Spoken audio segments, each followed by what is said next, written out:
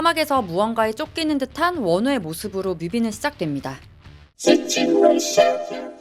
안녕 여러분, 스치 언니예요. 드디어 세븐틴의 신곡 뮤비가 나왔죠. 지난번 달링 뮤비 해석도 진짜 재밌었는데 이번 뮤비 또 얼마나 재밌을지 굉장히 기대가 됩니다. 자, 그럼 말 그만하고 바로 들어갈까? 그 전에 숟가락들 힘으로 구독, 좋아요 눌러볼까요? 일렬로 서 있는 그들의 팔이 교차되는 이 장면. 저는 이 장면에서 레오나르도 다빈치의 작품인 인체 비례도가 생각났는데요. 사실 여기서 왜 인체 비례도를 오마주했는지 정확한 이유는 알 수 없지만 뒷 배경으로 미루어 보아 위의 세계 그리고 아래의 세계처럼 똑같지만 다른 세계와 같은 맥락이 아닐까 추측해봤습니다. 민규의 하트 손을 지나는 총알, 달링의 애를 날려버리고 대링이라는 글자가 남았는데요. 대링은 대담한, 위험한이란 뜻으로 이 전 뮤비 제목인 달링의 느낌과는 완전히 상반되는 단어로 변했습니다. 이것만으로도 이번 뮤비가 얘기하고 싶은 게 뭔지 아시겠죠? 세븐틴의 뒤에 있는 이 단어가 눈에 띄었는데요. 이 단어의 정확한 스펠링이 곧 등장합니다. 파이어니어. 파이어니어는 개척자라는 뜻으로 이 다음 가사가 이 단어를 뒷받침해주고 있는 것 같습니다. 태양을 뒤에 달고 밟아, 경적 울려 우리답게 파이어. 원우와 준, 그들은 마치 서로 대치를 하고 있는 상황처럼 보이는데요. 여기서 준에게는 파이어니어라는 단어가 나타나지만 원우는 그렇지 않습니다. 그리고 원우의 손 안으로 줌인되는 이 장면. 저는 여기서 원우가 개척자들을 자신의 틀 안에 가두려는 것처럼 느껴졌습니다. 어딜 가나 진보 세력을 누리려는 기존 세력이 있기 마련이니까요. 어때요? 그럴듯하죠? 뮤비에서 파이어니어만큼 자주 등장하는 또 하나의 단어가 있는데요. 바로 원티드입니다. 개척을 한다는 것은 달리 말하면 세상과 맞선다는 뜻이 아닐까 싶은데요. 그래서 그들은 파이어니어임과 동시에 원티드인 거죠. 그 다음 장면은 상당히 직관적인데요. 흡사 머그샷을 연상케 하는 이 장면. 여기서 잠깐! 머그샷은 범인을 식별하기 위해 구금 과정에서 촬영하는 얼굴 사진, 폴리스 포토그래피의 은어입니다. 18세기에 유행했던 얼굴, 페이스의 속어, 머그에서 유래했다고 하네요. 그런데 일반적인 머그샷에는 그들의 키를 알 수 있는 센티미터가 표시되어 있는데 이곳에는 센티미터 대신 온도가 표시되어 있고 그 온도는 무려 110도부터 시작합니다. 여러분! 물이 끓는 온도가 100도인 건 알고 있죠? 그렇다면 이 장면은 이렇게 해석할 수 있겠네요. 그들의 개척에 대한 열정, 열망의 온도가 너무나 뜨거운 나머지 그들은 모두 개척자이자 범죄자가 된 것이죠. 또한 이번 곡의 제목인 핫을 표현하기에 아주 적절한 장면이 아닌가 싶습니다. 세븐틴 핫 뜨거 핫 뜨거 핫. 이거 요즘 사람들은 잘 모르나? 마이 프로 디노! 디노는 휴지를 자신의 입술에 갖다 대는데요. 그리고는 자신의 입술 자국이 선명한 휴지를 이내 던져버립니다. 이 입술 자국은 그의 것일 수도 있고 아닐 수도 있을 것 같다는 생각이 들었어요. 어느 쪽이든 상관없이 이 장면은 사랑에 대한 열정이 담겨있는 장면이 아닐까 추측해봤습니다. 뮤비 뒷부분에서는 그가 날리는 휴지의 양이 훨씬 많은데요. 이 장면은 팬서비스의 느낌도 나네요.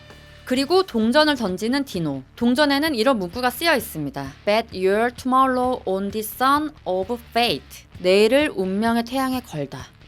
의미심장하구먼. 이 동전을 건네받은 에스쿱스. 뮤비는 본격적으로 핫한 구간에 들어갑니다. 아나, 이 구간, 이 춤 진짜 너무 멋있는 것 같지 않아요? 정말 너무 핫한 것 같아. 오늘 잠은 다 잤다. 한쪽 날개를 손에 들고 걸어가는 정한. 여러분은 이 장면에서 어떤 것이 떠올랐어요? 저는 영화 콘스탄틴에서 자신의 욕망 때문에 결국 소중한 날개를 잃어버리는 천사 가브리엘이 생각났습니다.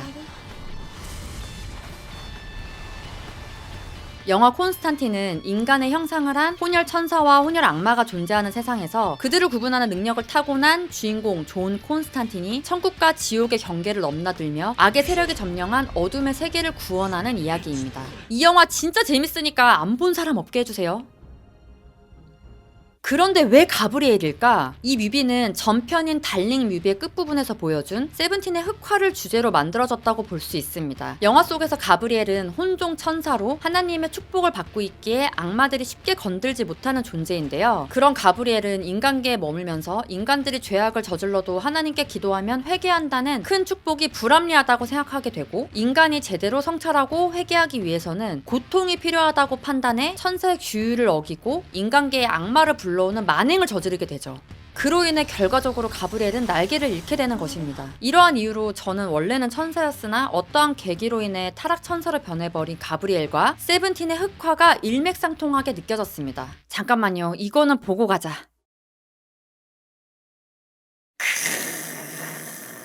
자신의 안경을 짓밟는 원우. 그의 눈은 오드아이로 변하고 하늘에는 까마귀들이 가득합니다. 이런 전개는 그가 위험 인물이라는 것을 말해주는 듯 보이는데요. 달링 뮤비에서도 원우는 중요한 인물로 보여졌었는데 말이죠. 허허. 자신의 그림자에 총을 겨누고 있는 우지. 그림자에 맞서 자신의 삶을 개척하고자 하는 우지의 의지가 엿보이는 장면입니다. 그리고 우지의 그림자가 에스쿱스로 변하는데요. 심지어 에스쿱스는 얼굴에 피까지 묻히네요.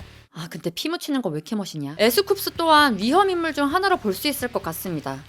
자, 그리고 우리의 호시가 등장합니다. 아주 날라다녀. 호시는 손에 꽃을 들고 있는데요. 이 꽃은 달링 뮤비에서도 호시가 들고 있었던 캐모마일로 보여집니다. 그런데 어디선가 날아오는 총알이 그의 손에서 꽃을 떨어뜨리네요. 지금 이 뮤비에서 분위기를 바꾸고 있는 중요한 매개체가 바로 총알인데요. 버노는 그 총알을 담배 대신 입에 물고 있습니다. 이야. 뮤비의 앞부분에서도 버논이 등장하는데요. 장면의 흐름으로 봤을 때 처음 총을 쏘는 사람이 버논인 것 같습니다. 버논도 원우와 마찬가지로 달링 뮤비에서 중요한 인물로 보여졌었는데요. 그런 요소들이 이번 뮤비에서도 그대로 이어지는 것 같네요.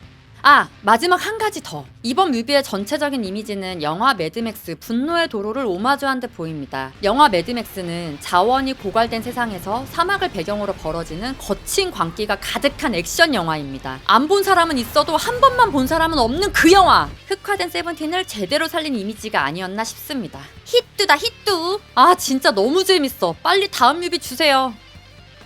어서요! 자, 해석은 여기까지입니다. 영상 재밌게 봤어요? 뮤비를 진짜 제대로 씹고 뜯고 맛보고 즐긴 기분이죠? 그럼 이 기분으로 한 뮤비 한 번 더 보러 갈까? 우리는 다음에 다시 만나요. 안녕. 바이. 하나, 둘, 셋.